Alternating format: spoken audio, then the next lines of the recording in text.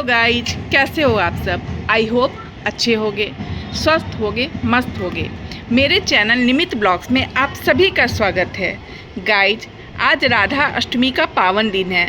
आप सभी को राधा अष्टमी की हार्दिक शुभकामनाएं। बहुत सारे लोग जानना चाह रहे थे कि राधा अष्टमी के दिन हमें क्या करना चाहिए। तो दोस्तों, राधा अष्टमी के दिन हमें सुबह स्नान आदि से निवृत्त होकर राधे कृष्ण के मंदिर में जाके विधिवत पूजा करनी चाहिए। अगर किसी कारण से हम मंदिर नहीं जा पाएँ तो घर पे ही राधे कृष्ण की प्रतिमा के आगे हमें पूजा करनी चाहिए। जैसे आप रोज़ के पूजा में फूल, अक्षत, चंदन और फल वगैरह चढ़ाते हैं, वैसे ही राधे कृष्ण की पूजा भी आप कर सकते हैं।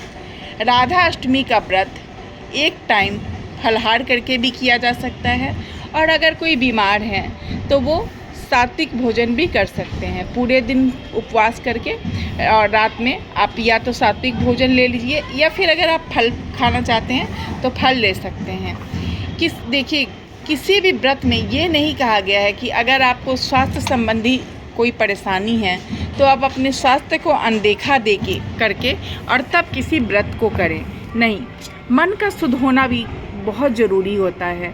अगर आप मन से शुद्ध होके और सिर्फ भगवान की भक्ति में कुछ वक्त ही बिताए ना, तो भगवान उससे भी खुश हो जाते हैं। कहते हैं ना, भगवान भाव देखता है, भावना देखता है, ये नहीं देखता कि आपने उन्हें क्या चढ़ाया है। गाइस, अगर भगवान खुद मंदिरों में अपनी पसंद की चीज़ें खाने लगें तो लोग उन्हें चढ़ाएंगे? आप लोग कमेंट कीजिएगा। तो राधा अष्टमी की व्रत कथा के बारे में मैं आपको बताती हूँ कि ये कैसे कहते हैं। पौराणिक कथा के अनुसार एक बार राधा रानी स्वर्ग लोक से बाहर चली गई थी। जब इस बात के बारे में भगवान श्री कृष्ण को पता चला तो वह विरजा सखी के साथ घूमने लगे।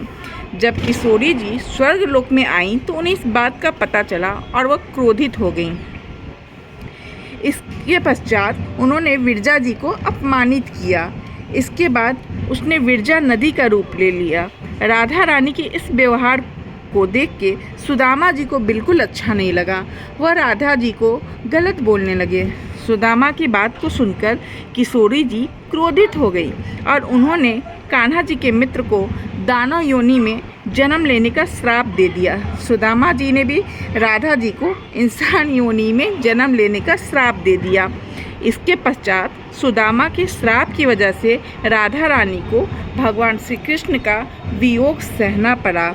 कुछ पौराणिक कथाओं के अनुसार द्वापर युग के दौरान जगत के पालनहार भगवान विष्णु ने कान्हा जी के रूप में अवतार लिया तो उनकी पत्नी धन की देवी माँ लक्ष्मी राधा रानी के रूप में पृथ्वी पर अवतार लिया। जिस प्रकार जन्माष्टमी के दिन मध्य रात्रि में कृष्ण भगवान का जन्म हुआ था, उसी प्रकार राधा अष्टमी के दिन दोपहर के 12 बजे राधा रानी कमल से उत्पन्न हुई थी। इनकी पूजा दोपहर में भी की जाती है। राधा रानी की मनपसंद सब्जी अरबी और कढ़ी है।